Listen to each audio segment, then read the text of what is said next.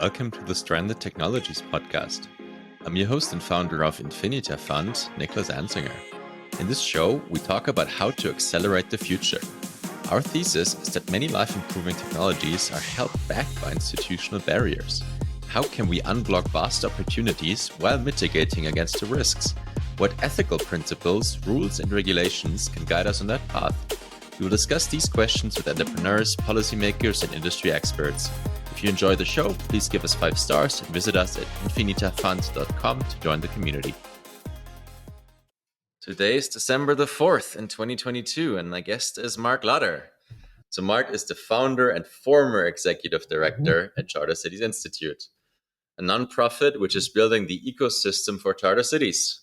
Mark has a PhD in economics from George Mason University. Mark also had, or still has, a podcast called the Charter Cities Podcast. Fantastic listen for anyone who wants to learn more about this fascinating movement.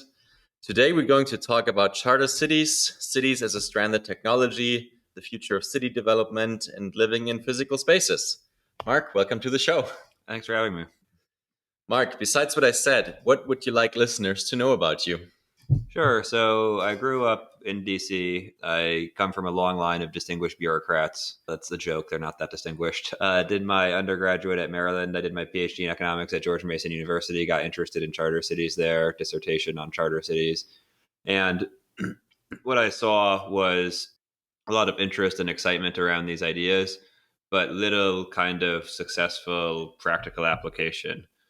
I believed that thinking about these ideas as a tool for economic growth and development would allow a larger coalition to be built that could be more meaningful in developing new city projects and charter city projects. This coalition would include new city developers. There's, depending on how you want to count, over 200 new cities being built around the world right now. These are people who understand the finances of large infrastructure construction, of negotiating with governments, of land acquisition, right? That's obviously an important component of charter cities. It means working with development economists who tend to influence how low and middle income countries think about economic development, what projects to take. It means working with media and sometimes journalists. And this can be tricky because a lot of folks with a kind of more tech background might be a little bit skeptical of journalists. But given very capital intensive, large physical infrastructure developments, these always have a political component, and charter cities have an extra political dimension in the sense of these kind of concessions to the city government. And so ensuring that you can tell your story effectively and get people to support that vision, that kind of prosperity that you're going to bring, I think is critically important. And so I founded the Charter Cities Institute to build that coalition, to make it easier to work in multiple cities, to develop multiple projects. And we do a little bit of work in Latin America, but most of the work for the Charter Cities Institute is in Africa. And we are working with some new city projects with some governments. And we opened our regional office in Zambia about a year ago. And we're seeing increasing interest that we think can really be leveraged to help create charter cities and hopefully lift tens of millions of people out of poverty. So we just met at the event by the Foresight Institute, probably the premier organization for futurists who are into nanotechnology, AI, space exploration, biotech, longevity. What's the connection between charter cities and these frontier technologies? Yeah, so the Charter Cities Institute, we focus mostly on catch-up growth, how to allow for low-income places to have better economic growth and hopefully get as rich as high-income places. But in addition to that, I think charter cities can also push the frontier of technologies. This is a little of what seasteading was and is trying to do. The U.S. has written on 250-year-old code. And the idea is there are probably some regulatory barriers that are preventing new technologies from being built and developed. There are obviously technical constraints, there are engineering constraints, but there are probably some regulatory constraints as well. And charter cities can help overcome those regulatory constraints. One example is drones. Very few drones and VTOLs are tested in the US. Oftentimes they go to Canada, maybe New Zealand. And so maybe if you have a city development in Central America or in the Caribbean, you could allow for much easier testing, a better kind of regulatory regime. And so that might allow for the development of these new technologies more rapidly than if you rely on the kind of slow American system. Couldn't agree more. I think that's also one of the main hopes that's why I'm doing what I'm doing. You wrote an article that I can relate to a lot with the title "COVID Radicalized Me." Can you talk a bit about that? Yeah, I wrote this article in, I don't know, maybe it was March, maybe April of 2020, where I think lots of maybe tech adjacent folks had a similar experience where seeing in January and February people not taking it very seriously. I remember I made a bet with a friend of a friend. It was just like $10. I said there's going to be lockdowns in the US in 2 months. And she said no. And I asked why. And she said that the US doesn't do that. I chatted with my dad and I was like, our track and trace system is not going to work. And he's like, yeah, it's going to work. Like, blah, blah, blah. And I'm like, you don't understand. China is literally shutting down cities, right? That is a big thing. And this, I think, extreme sense of complacency and the just rank failure of many American institutions. And my dad was working in the FDA, and at the time, and I was chatting with him, and yeah, we've got a bunch of people working on tobacco policy. I'm like, take the people from tobacco policy and have them work on COVID. Maybe they're 10 times less effective as they were on tobacco policy, but COVID right now is 20 times more important than tobacco policy. And to me, as an entrepreneur, it's like that's obvious. But like in a government, especially a kind of late stage sclerotic government like the US, it's just next to impossible to do these types of things. And so prior to COVID, I'd been skeptical of institutions like, yeah, can we do better? Yeah, probably. But COVID, I think, in a way, took the mask off and really showed deep and systematic failures that I think require pretty substantive and radical solutions to ensure that America can continue to be the best place to live in the world. Yeah, I entirely agree. And I had actually the same kind of experience, right? I had some of these ideas that attracted me to that space before, but through COVID became so real, right? We just saw that we have this amazing ability to develop new drugs, to develop vaccines. Like Moderna developed the first vaccine in one day. And we have the ability to share like data sets, to share and communicate information across borders through millions of people, and we could develop simultaneously on solutions, but then only the ones best connected and with deep pockets could get through FDA approval to bring those solutions to market. I was like, here's something that's wrong, and we need to start thinking about how to fix or build better institutions, right? Which is part of my motivation that attracted me to that space as charter cities, as the experimentation fields where we can test how can we make these better institutions work, how can we let them do the same job and compete with what some of these governments are doing, and hopefully make them see these failures and give them a better idea of how they can fix it, like what other institutions they can adopt. How does a typical charter city look and how does it get started? So a charter city is just a new city with better laws. And the new city means that it's typically on a greenfield site, or maybe it's taking a kind of failed previous development and injecting it with capital and expertise and everything there.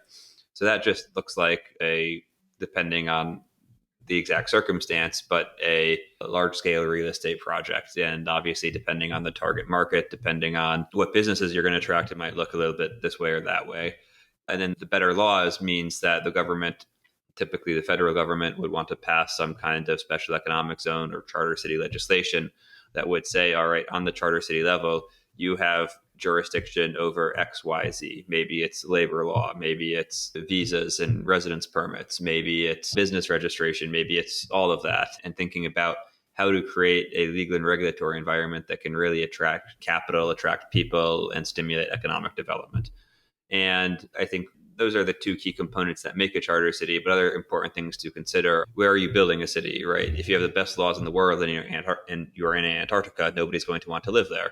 So how do you identify potential locations where this kind of infrastructure, both physical and governance, can supercharge development? A classic example is Shenzhen, where China created the Shenzhen Special Economic Zone, which is much closer to a charter city than most special economic zones, in 1980. 5 years later, Shenzhen had the tallest buildings in all of China. And so there was this really pent up demand because Mao had forcibly prevented urbanization, and China's legal and governance system was among the worst maybe in human history. So even marginal improvements there really allowed things to get supercharged. That's likely not to be repeated, just given the kind of extreme success that happened, but it's possible to get degrees of that success depending on the conditions, looking at what urbanization rates are, what trade and flows are, where that kind of extra sauce of capital plus governance can really lead to the way we think about it at the Charter Cities Institute is what we want to do is achieve 1 to 2 percentage point higher growth than the surrounding region over a sustained time period. And right over 20, 30, 40 years, that's what leads people out of poverty, that sustained economic development, and Charter Cities as a mechanism to create that. So that's 1.2% on top of existing economic growth around, right? So it could be like 3-4%, which if you do that over 100 years will like 50x economic development or something like that. How do charter cities get started, or who starts them, and what is the toolkit that you need to start one? Sure. There's no kind of standard playbook. When I think about building new cities, there's typically 3 reasons new cities start. One is a natural economic reason. This is typically a port, sometimes a mine.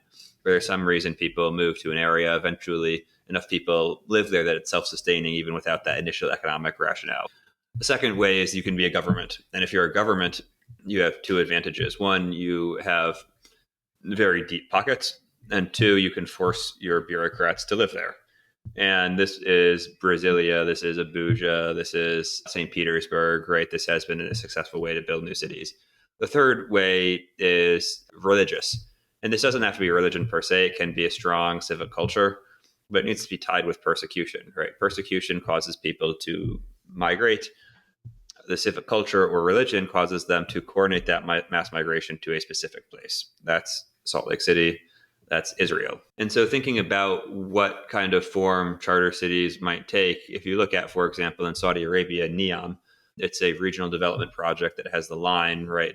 I don't know, I think it's 170-kilometer skyscraper that is supposed to be a new city and house 9 million people. But there they do have a lot of legal and governance reforms. And so that does definitely have charter city aspects, if not being a full charter city.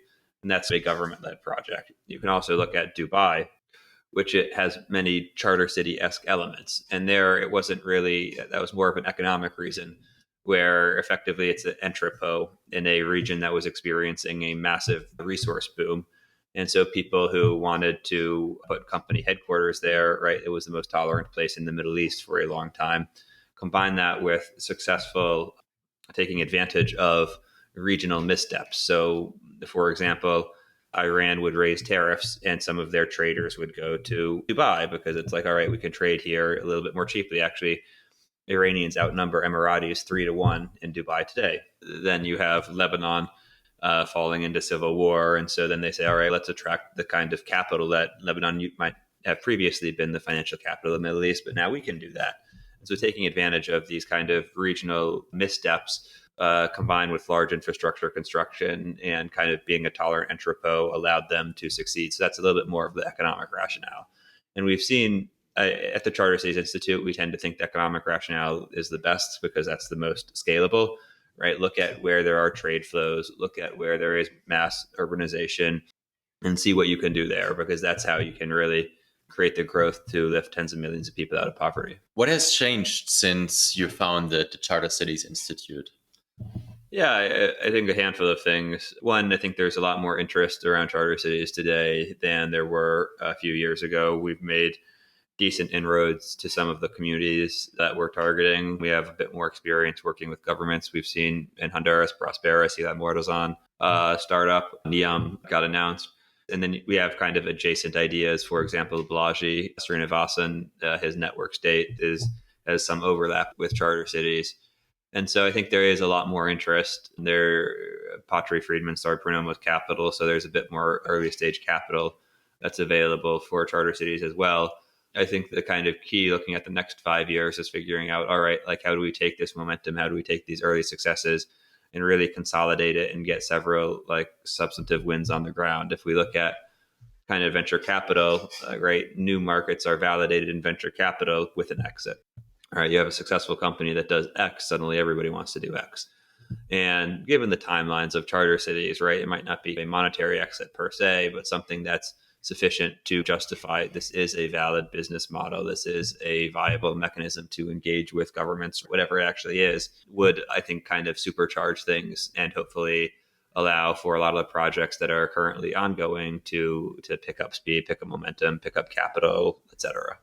Some listeners that hear that for the first time, might hear, oh, that's interesting. So venture capital is funding new city development. Yeah, early stage. And this is one of the challenges of charter cities is how do you actually think about financing, right?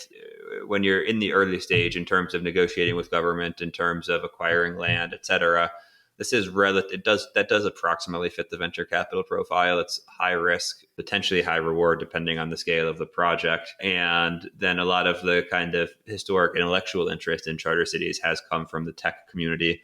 And I think that's why those dollars tend to be some of the early financing dollars. However, that being said, it's not the same fit, right? Tech works because it's in fact works with venture capital because it's a zero marginal cost per additional user. And that means that you can scale extremely rapidly and you have very large market size. And if you're building a city, it's not a zero marginal cost per additional user, right? Like you need to build more sidewalks, more roads, more utilities, et cetera. That does have a cost. So longer term, right, once you get to the infrastructure build out, it looks a little bit more like a traditional real estate project. You need to be pretty, I think, I don't know, clever, open, creative with financing because one, you're working in frequently in emerging markets where the capital markets might not be as developed and liquid. Particularly in Africa, there's not that much like private capital flowing around for large infrastructure, with the exception of resource extraction. And so that means you might have to go to the development banks, right? African Development Bank, African Export Import, et cetera. And so thinking about, how to sequence the financing, how to get the basic framework outlined, how to attract the necessary capital for the build out and scale up, and how all of those different things interact with each other and make sense. I don't think anybody has perfect solution yet, but I think there is probably more information than there was 5 years ago about how to think about those trade-offs. So among the projects that are going on right now, what's roughly the share of what's venture capital backed versus backed by international organizations like the African Development Bank or the World Bank or something like that versus other means of getting capital? Yeah, I think that's a hard question to answer just because part of that is going to be how do you define a charter city, right? Mm-hmm. Like, if you do it very strictly or very loosely. I would guess that for early stage projects, venture capital, or if not venture capital, tech money makes up 60 to 70%. But as soon as you actually move to the build out, it probably makes up, I don't know, 20-ish%, maybe for the equity that you need for the build out for the real estate development. But I'm not privileged to the financial models of all the groups. I chat with people and I have guesses about what they do and they might share, but it's not like I'm looking at the spreadsheets and have a super clear idea. Yeah, but we know that there are some charter cities or startup cities that are venture capital financed, like Pronomos Capital is a funder of Prospera, for example, or of Talent City, a charter city network in Nigeria or in Africa. So there is an emerging interest. You already mentioned one potential to rapidly increase, which is getting one big exit case. What do you see as, if you talk to people who want to put money into this, what are the most interesting or most likely cases to generate these high returns of projects that are in development right now? Yeah, I mean, I think the key is just getting the initial conditions right. The challenge with charter cities is that it's very location based. So, where do you find the land? Where do you find the government that is willing to, that has all these pieces, right? You need a government that's willing to cut a deal, but you need land that is sufficiently well located to justify that kind of investment. Ideally, it's you can piggyback off existing infrastructure, for example, an airport, a port, maybe a labor market that's 2 hours away, 90 minutes away. So your upfront capital costs are a little bit lower. And how do you get all of those things together, and then how do you get the capital necessary to supercharge it? The cities, I think there is a kind of built-in demand function to a lot of these projects, and you can make it a little bit better with better governance, you can make it a bit better with better infrastructure, but ultimately it's very difficult to change human migration patterns. And so finding this kind of, I don't know, maybe it's a distressed asset that would be doing much better except for poor management over several decades. Maybe it's a new kind of emerging trade network where there's already these trends happening and you figure out how to supercharge them. And so, for example, if we look at the Mormons, right, when they settled Salt Lake City, that was a kind of religious settlement. But it was also built on the westward expansion of America, right? If the Mormons didn't settle Utah, then Americans would have settled it 15 years later, right? It wasn't fundamentally changing the pattern of mass migration. It was just supercharging it in a specific time, in a specific place.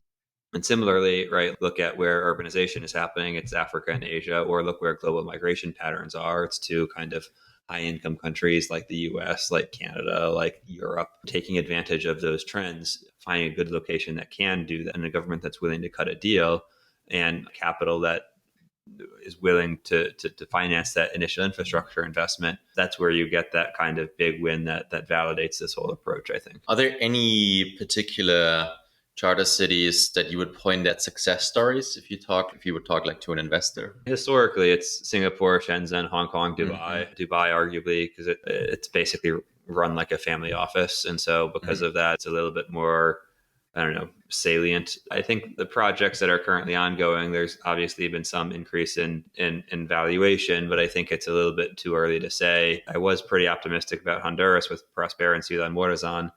And now there's a little bit of uncertainty given the government repealed the legislation. So perhaps if Prospera wins that kind of fight with the government, then that can be one of these success stories. But I think until that is resolved, it's difficult to have a strong opinion on what the outcome will be. And then there's a handful of other early stage projects that I'm cautiously optimistic about. But again, like these, one of the challenges with charter cities is that the feedback loop is just so long, right? It's years, if not decades. And so that requires, I think, a little bit more the awareness and focus on the initial conditions on everything, because the kind of other examples, just it's difficult to know exactly what's going right, what's going wrong, because convincing people to move real estate, these are all very long time horizon projects, and it's difficult to know the counterfactuals. So I'm myself based in Prospera, and just as a background for listeners, and feel free to edit or correct me, but the story is, so Honduras adopted a very favorable legislation to allow for special economic zones called the ZE law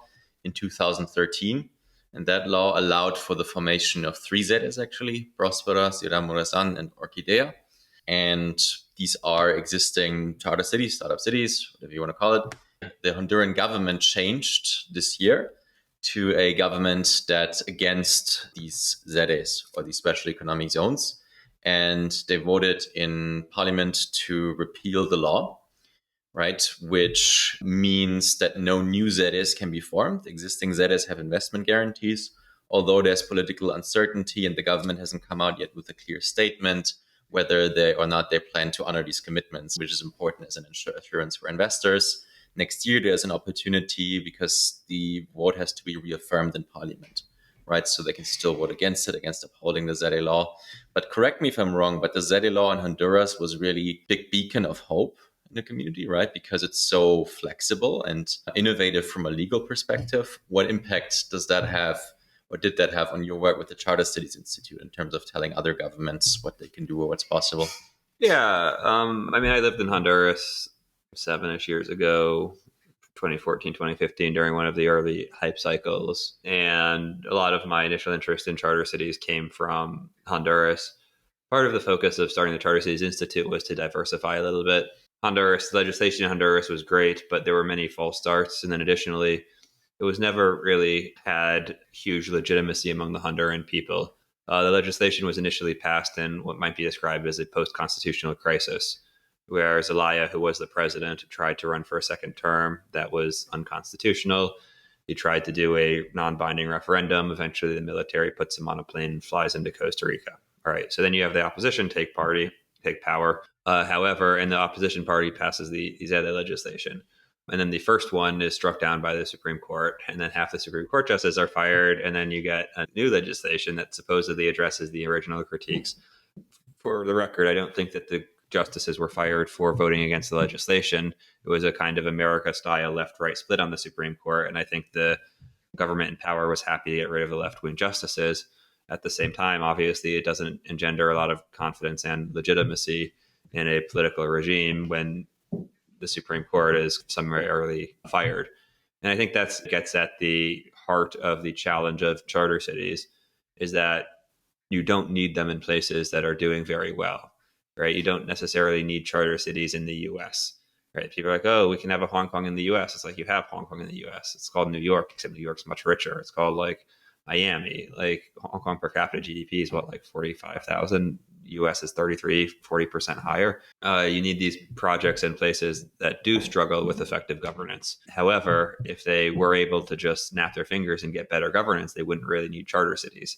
This is the kind of, I think, tension a little bit at the heart of charter cities, is that they're needed in places that oftentimes lack the ability to make these credible commitments that will attract investor dollars and allow for good governance for sustained economic growth. Agree. I slightly disagree on not needed in the United States, but maybe not for the same reasons that it is needed in emerging economies. So you still have a lot of problems in New York or San Francisco, where we are right now, in terms of the product that cities are offering. They offer it for a very high cost, for a very low quality. Things are often very dirty and decrepit in many places in San Francisco and New York. And even though you don't need it to get massively richer, you can have it to get just more effective governance on a city level, more pleasant neighborhoods, more walkable neighborhoods. Yeah, but you don't need option of communal living. You don't need charter cities for that. Charter cities basically, by definition, require some form of federal legislation for some form of different type of governance. In the US, you can start a homeowners association and have whatever rules you want, or it can just be entirely private, like a shopping mall where you just rent out space. And so you can go to Nevada right now, right, buy a bunch of land, lease it out, have your own rules that require higher degrees of cleanliness, that require whatever. The basic challenge is, yes, I agree. San Francisco, New York could be substantially improved. However, this is, I think, the challenge of kind of coordinating mass migration is that even with their faults, people still want to live there. They're still wonderful places to live for a variety of reasons. And convincing people during COVID, we saw kind of some migration to Austin to Miami. And looking back at that a year, 2 years later, I think it was a little bit overblown, right? Miami is not going to become a tech hub. They got some venture capitalists who wanted to pay 0% income tax, and they got some founders who might want to do kind of consumer facing products, but they don't have the engineering base, right? Like I think Austin, I am relatively bullish on. They do have a solid engineering base. They do have a good university, but yeah, coordinating mass migration is really hard. And you don't need federal legislation to build better, cleaner cities in the US. You need the demand, and the demand isn't there. Yeah, fair enough. I acknowledge that point, as you don't need these major legislative changes, at least. I'm myself thinking a lot, pondering about that point about the migration flows, because my wife and I, we moved to Prospera for two main reasons. One, I think it's a great business environment, right? I think you can get very creative in terms of the businesses you can do and overcome a lot of bad regulation, overregulation for very exciting new technology development. And also we have like a great community of people there that became friends that are also very entrepreneurial and very intentional. So these seem to me like two amazing value propositions. But it's at the same time, it's very hard to convince other people about those things. Yeah, I think you have that. We're seeing, like, this is one of the new questions where I suspect I have a bit of disagreement about some other kind of charter city and network state advocates, where we are seeing increased competition for kind of top mobile talent, right? Portugal, Taiwan, Singapore are all trying hard to attract remote workers, kind of new cool tech scenes, etc. Miami did that relatively well. I think the basic question for me is several fold. Is one, right, like how much do these numbers increase over the next decade? Are we talking like one, let's say, what are we starting with? How many people are like that today? Let's say maybe 100,000, maybe a million, right? What increase are we talking about over the next decade? Is it one order of magnitude? Is it two order of magnitude? Or if it goes from 100,000 to a million, it's an order of magnitude increase. It's a big number, but a million people is like ultimately not that many, especially when they're bouncing. There's so many places that are competing for their attention. If it's 10 million people, then you talk about that being enough to really get some kind of small cities, towns built up. 100 million people, obviously, that's a wholly different story. And I don't have a very clear idea of what these numbers are, but my guess is that it's probably on the lower end compared to most other people, charter city advocates and network state folks. I think the other kind of challenge is, right, by definition, people who are highly mobile. And all right, you say come to Prospera, people come to Prospera like, yes, it's fun. I'm gonna stay here for 6 months. And 6 months later, they say, oh, Portugal sounds fun, Mexico City sounds fun, etc. And getting them to necessarily be sticky in a specific place, I think, is difficult when that is the type of person that you are targeting and attracting.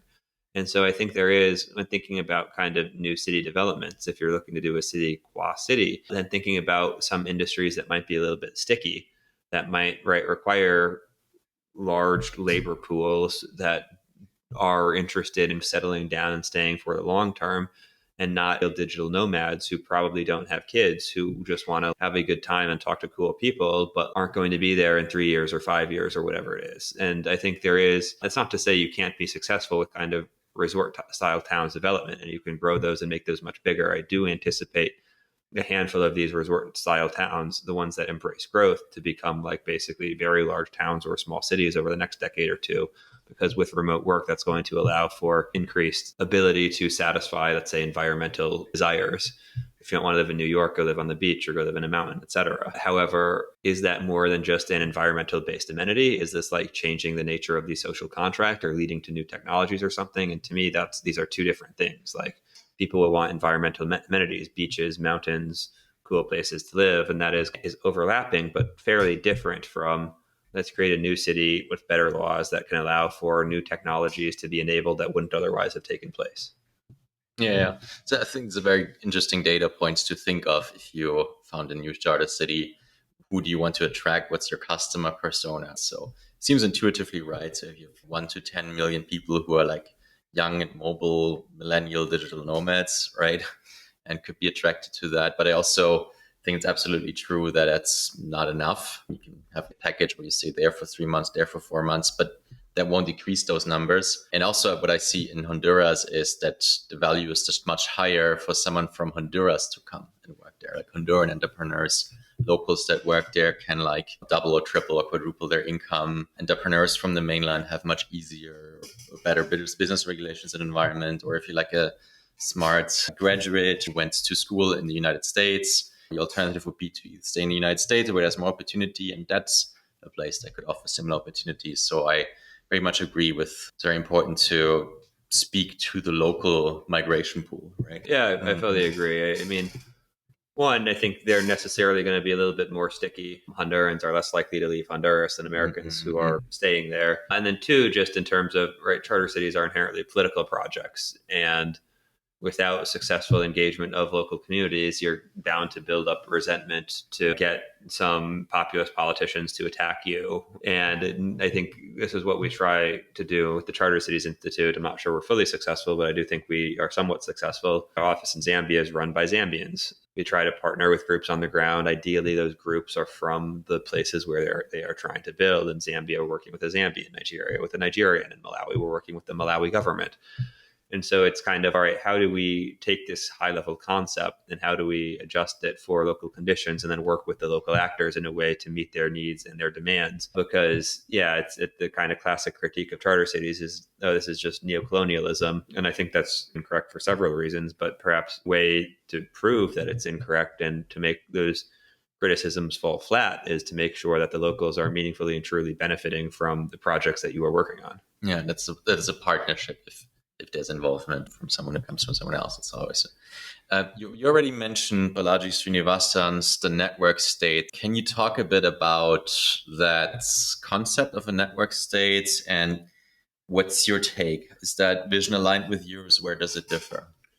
So if I am going to steelman the network state, I think the argument is basically first create an online community that's around a very strong shared identity. And so maybe this shared identity is we want to be able to we want to be able to, I don't know, do longevity stuff, whether that's lifestyle or whether that's like drug or whatever, having a very strong shared identity. And you create that community, you build that community, and then you use that to negotiate with governments or countries to say, hey, look, we want to come and build a community here. We have this community online. Can we please get this amount of land? Can we please allow ourselves to govern ourselves in XYZ manner, et cetera?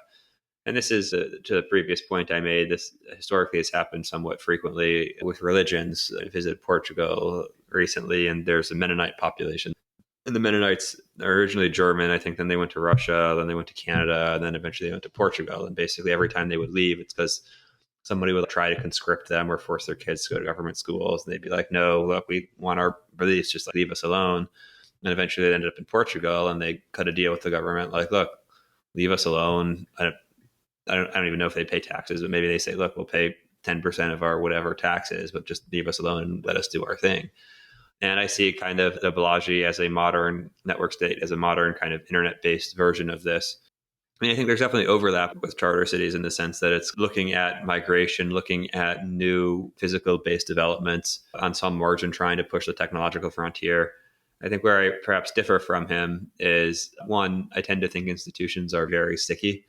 So the US, I just think, is going to be around in approximately its current form in 10 years and still a similar form in 50 years, et cetera. Are we going to have higher inflation? Maybe. Are there going to be a lot of changes? Like maybe, but like the US, if you look at the collapse of the Roman Empire, right, that took centuries. Even the Soviet Union, right, Russia is still there, right? Yes, satellite states fell off.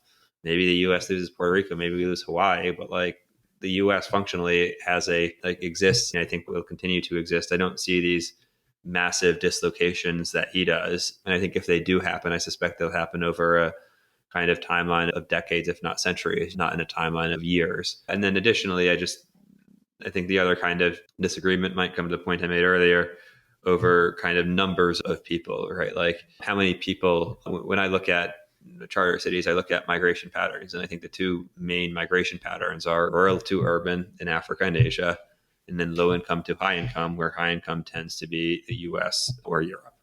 And those are the two, right? Like, how do you take advantage of those migration flows for charter cities? Where Balaji sees new migration flows, namely people fleeing previously successful high income countries that he sees deteriorating in their standard of living and looking for alternatives. And because I don't see that deterioration happening on the scale that he does, and therefore I don't see the kind of outflow mass migration that would justify kind of the network state projects on the same level that I think he believes that they're likely to happen. Yeah, yeah. Another way that I think about how his version, or how he's different from the model that's closer to what the Charter Cities Institute or Pronomos Capital, Patrick Friedman propose is, so you're front loading the hardest part, getting the diplomatic recognition, the greenfield from governments through partnerships, and Balaji is the other way around, right? You start with the community, and that part, the diplomatic recognition, whatever, that's at the end. Right. Yeah, and I think there's also a distinction on what that kind of partnership or special economic zone looks like. Balaji uses the word sovereignty, which is not a word I like to use. I think for almost all of the interesting things you want to do, whether it's increase the rate of economic growth, whether it's allow for new drugs and medical devices, you don't need sovereignty for any of these things, right? Sovereignty is basically a kind of European concept from the late medieval era that states use to interact with each other. It's been adjusted for the modern era, but there are many zones that allow for different visa rules than the host country. There are many zones that allow for different business laws. There are even some zones that allow for different criminal laws.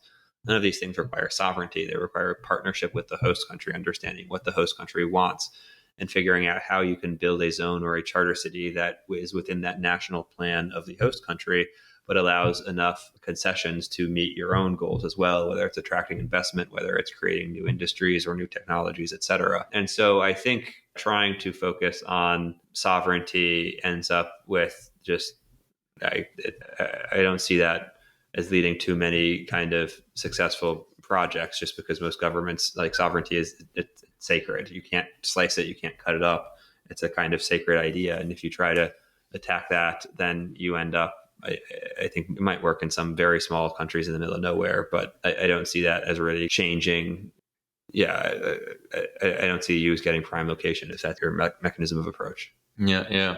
I tend to agree with you. I do see, however, his point of the traditional nation state as showing loads of cracks and sort of several developments on the way that could replace some aspects of it, maybe the full thing at some point. Yeah, the nation state has continually reinvented itself, and I suspect it will continue to do that. Mm-hmm. Where if we look at, right, money historically, at least in Europe, was largely private until the Bank of England came along, the first central bank, and now all countries have central banks.